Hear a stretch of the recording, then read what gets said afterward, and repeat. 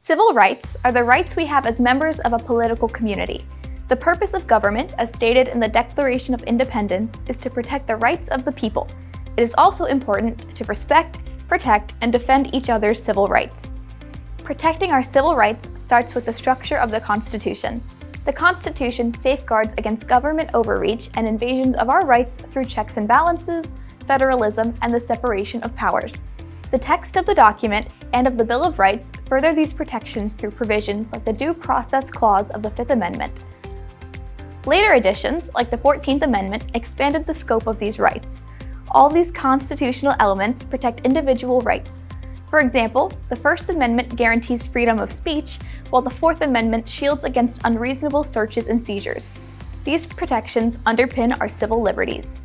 However, these rights are not all absolute and may have reasonable limitations based on specific situations or the need to balance with other rights and societal interests. For instance, a person is not free to yell fire in a crowded theater, and the right to bear arms does not include a fighter jet.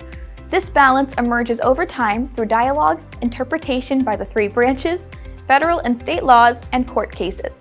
When the people and their representatives engage in these discussions, we can better maintain a just society.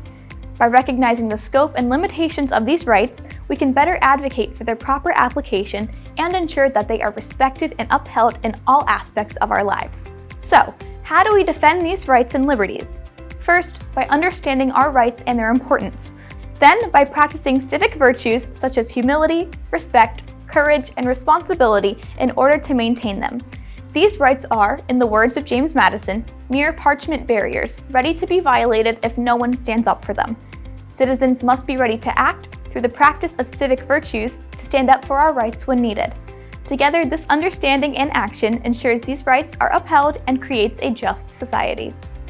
History provides inspiring examples. During the civil rights movement of the 1960s, citizens marched, protested, and challenged segregation laws, seeking equality under the law. Representatives in Congress deliberated, debated, and forged a consensus about civil rights. The efforts of citizens and representatives contributed to landmark legislation like the Civil Rights Act and the Voting Rights Act, ensuring equal rights and protections for all citizens. By studying civil liberties and civil rights, we see how we can contribute to ongoing efforts to balance liberty and order in society.